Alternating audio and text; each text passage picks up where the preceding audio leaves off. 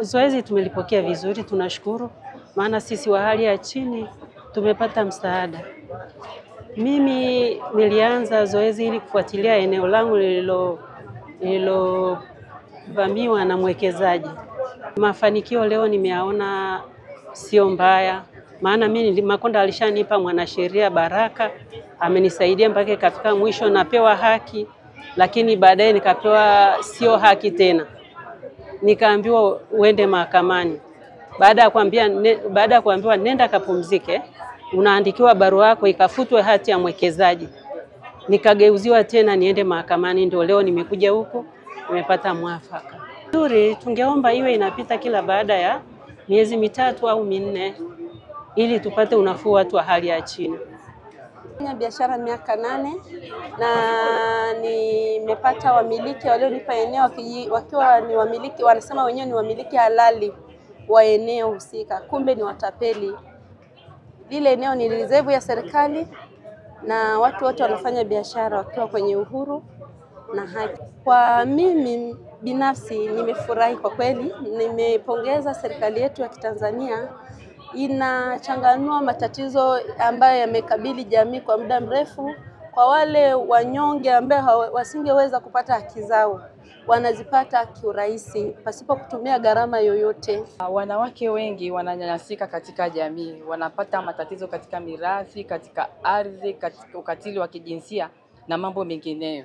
Kwa hiyo wanapokuja hapa wakaeleza tatizo lao, tunaangalia moja kwa moja linahusu nini. Kwa mfano hata kama ni mirathi, lakini unaweza kukuta pia inaendana na mambo ya ardhi. Kwa hiyo unakuta pia kuna maafisa hapa wa ardhi. Kwa hiyo sehemu hii wamejikita watu wenye nyanja mbalimbali. Kwa hiyo kwa vile kuna timu nzima, inakuwa rahisi kutatua tatizo kwa wakati mmoja. Kwa hiyo kuna masuala mengine ambapo inabidi kwenda mahakamani.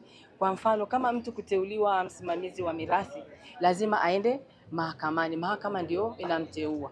Lakini kuna mengine tayari ambapo tu ni mgogoro baina ya mtu na mtu. Kwa hiyo wanapokuja hapa tunafanya usuluhishi. Sisi upande wetu tunashiriki katika kampeni hii katika kutoa elimu kwa wananchi kwa pande moja, na kwa migogoro ile ambayo tunaweza kuitatua moja kwa moja tunaitatua. Briefly ni kwamba kuna migogoro mingine inakuja na sura ya jinai. Lakini baada ya kuipitia, kuichambua, unaona tofauti na jinai kuna madai yake vile vile. Kwa hiyo katika mazingira namna hiyo, jinai sio kusema kwamba itakufa, hapana, kuendelea kwa upande wao, lakini tunamshauri vile vile mteja ambaye amefika kwamba kuna option ya madai ambayo unaweza ukaipursue, na kama endapo watakuwa ile complainant, yani mlalamikaji amefika na aliyekuwa na udai wameelewana, tunaona kwamba hakuna haja ya jinai. Then kuna kifungu cha 4, kifungu kidogo cha 3 cha sheria ya mwenendo wa makosa ya jinai ambacho kinaelekeza kwamba kama swala lina sura ya madai, basi juhudi za kutatua mgogoro wa madai zifanyike. Kwa hiyo wale ambao tumekuwa tukiwapokea ambao wana kesi za jinai lakini za sura ya madai vile vile za kimkataba na kadhalika, tumekuwa tukiwapokea, tukiwasikiliza vizuri, tukiwaita pande zote mbili waweze kumalizana. Wakiwa wamemalizana, basi na sisi katika upande wa jinai tunakuwa kama hakuna haja kuendelea na jinai tunaishia tu.